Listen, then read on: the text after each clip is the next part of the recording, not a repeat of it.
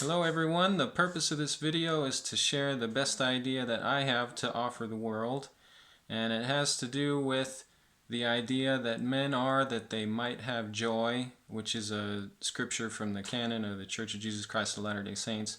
Uh, and it's this idea that got me thinking and had me thinking throughout my life. What are the best things that we can learn in order to have the best, most joyful lives that we can individually and as societies? And I came up with a bunch of stuff that I think was most helpful to me, and these are things that are not really taught in schools for some reason.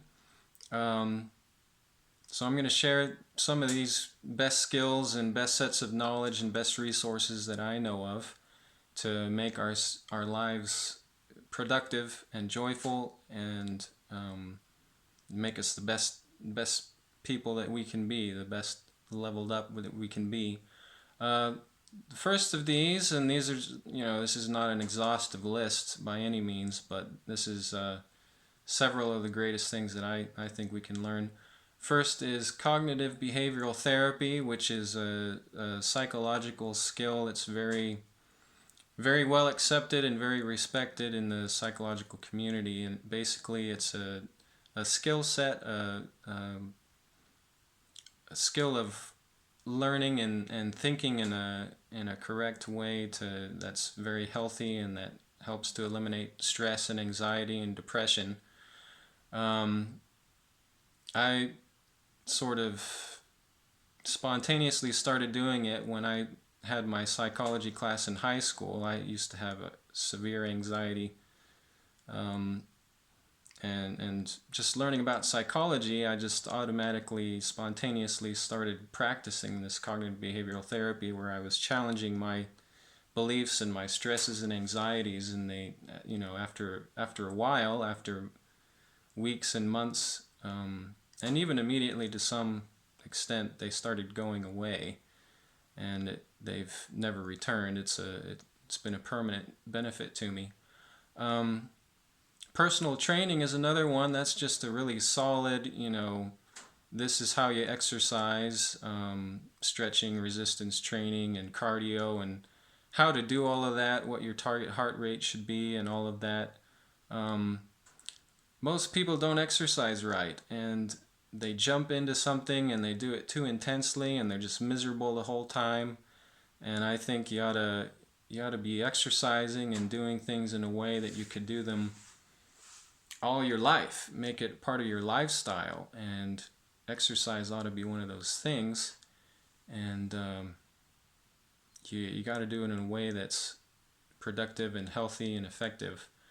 Um, I love sports and I love MMA and all that stuff. Jiu-jitsu is really solid, a really solid skill, for several reasons. It's very healthy. There's your resistance training to make your muscles strong, uh, flexibility rolling around, and it's a practical self-defense skill tool, and you know you feel very confident when you know that you can beat up pretty much anybody your size. That feels good. And you also have to do it with other people, and it's a very humbling thing to learn. And if you do it, you have to be around other people. It's a social thing too, which is very important.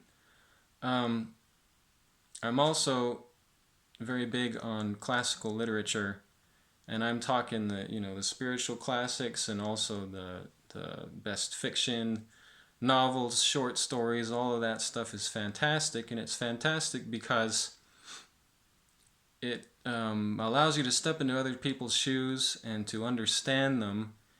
And the more understanding that you get, the more you develop these virtues of patience and tolerance and love, which are you know what make you a great person.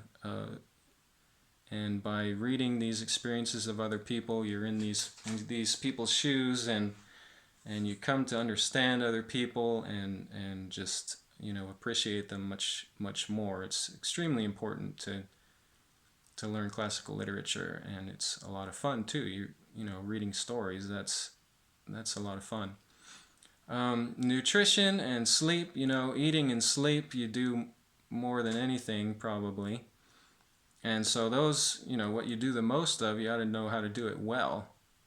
And if people would just learn to eat well and have good nutrition, we'd save billions and billions of dollars on healthcare costs every year, and we could put that money into something, that's great. Um, you know, Lots of ideas for what to do with money. um, there's also something called the college level examination placement tests and materials, and I'm sharing that because I feel like I'm on crazy pills that we spend tens of thousands of dollars per year in tuition to go to universities to learn stuff that we can have on the internet and in books for very cheap, and it's right there, and it just is kind of nuts that we spend all that money. I mean, I've talked to people about it, doctors and lawyers and stuff, and they're like, yeah, I mean, I could have learned all that from the internet and books instead of going to lectures in person.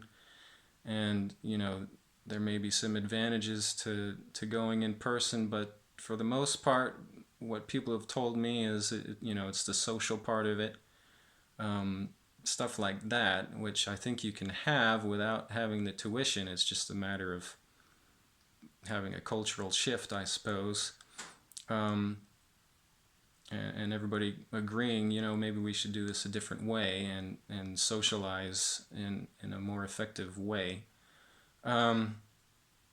But college level examination placement, I think you can get up to 60 credits in college by just learning materials on your own completely and then just taking a test, and you pay, I don't know, a couple $100 to take this test, and then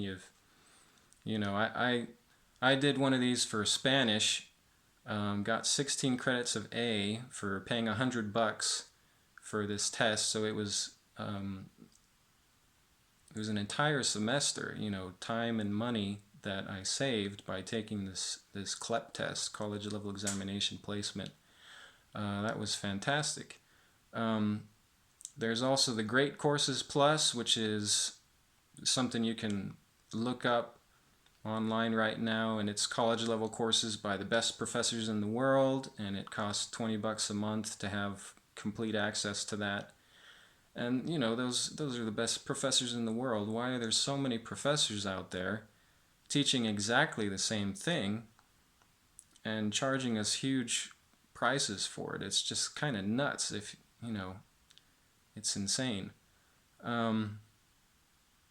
Another resource that I found very helpful was David D'Angelo's materials, Double Your Dating, and all that stuff. His stuff comes off as kind of lame in his advertising, and he seems even misogynistic at first exposure, but it's really not how it is. His stuff is very deep, and it's extremely thorough, and it's the kind of stuff that makes you a better person, helps you to get a handle on that part of life, on attraction and sex and relationships and all that stuff that so many of us spend a miserable, long life of frustration and wasted time trying to get a handle on it when we don't, we just don't get it. But we really should. It's something we should really spend time to figure out and to get a handle on. And it helps you understand the opposite sex. It's mostly geared towards men, so it helps you understand women. And the more you understand somebody, the more you have patience and tolerance and love for them. These are extremely important skills, and he does a fantastic job, I think, of teaching all that stuff. Then there's the School of Life, which is, Alan de Botton and these other expert philosophers searching and finding all the best, most practical ideas that most people can benefit from and putting them into a modern, accessible medium so that we have the very best ideas from the very greatest minds said in a way that we can understand them. And I think it's just fantastic. It's extremely helpful to your average person. And so all these ideas, all these thoughts and skills. I've come up with sort of a unique way of learning all this stuff. It's pretty simple, really. Um, it's sort of I think it would work really well as a supplement to college. So let's say you've got your 18-year-old fresh out of high school and finally wants to learn stuff, actually is a curious person and wants to be the best that they can be. Um, I think it would be a good idea to put this kid um, uh, in a place where they can learn on their own for weeks or even months or even years, um, and give them these materials and give them a guide and say, look, this is some of the most important stuff that's going to vaccinate you against life. It Some of it might help you get a career and might help you get a degree, but that's not necessarily the first priority here. First priority is to make your life good for yourself and also to be able to help out the rest of society. Um, so basically the idea is, let's say you I don't know, it might be a little group, and you have a bunch of little tiny houses and maybe a cafeteria and maybe a gym and other facilities like that, and give them all this stuff and say, okay, just go at it and just devour this stuff. And you could give them a recommended schedule and say, sleep from 10 p.m. to 6 a.m. And when you wake up by reading, have a book on your bedside, pick it up, and it's going to be, classical literature or the spiritual classics. It might be like the Gita, the Tao Te Ching, um, Viktor Frankl's Man's Search for Meaning, just some of the best books that there are out there that can make you into, level you up spiritually, physically, mentally, emotionally, and socially. Um, and let's say you spend from 6 to 8 reading, that good stuff, maybe even the philosophy classics and stuff like that. Um, and then, 8 to 10, you might go to your more mental, more degree and career oriented stuff. So if you're learning, I don't know, biology, or if you're learning law, or if you're going to be a doctor, you can bone up on your anatomy and stuff. Spend a few hours doing that, and then from 10 to 12, you might switch to your physical stuff. So you might start reading on your personal training stuff. You might go do some jiu-jitsu with people. You might go play sports with people, soccer and basketball and football and stuff.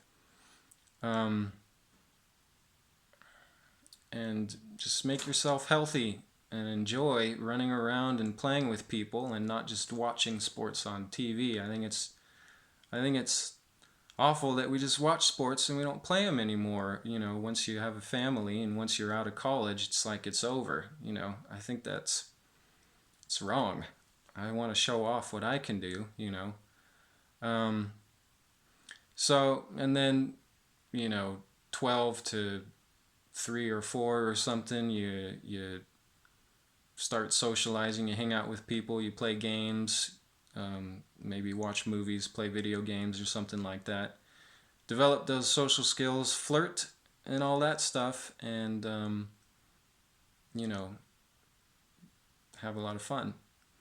And then the rest of the day you kind of go back through the cycle. You started with spiritual stuff, then mental, then physical, then emotional, social.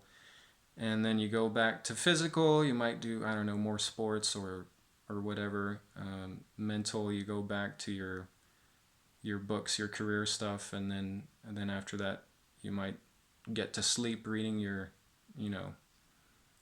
philosophy, spiritual classics.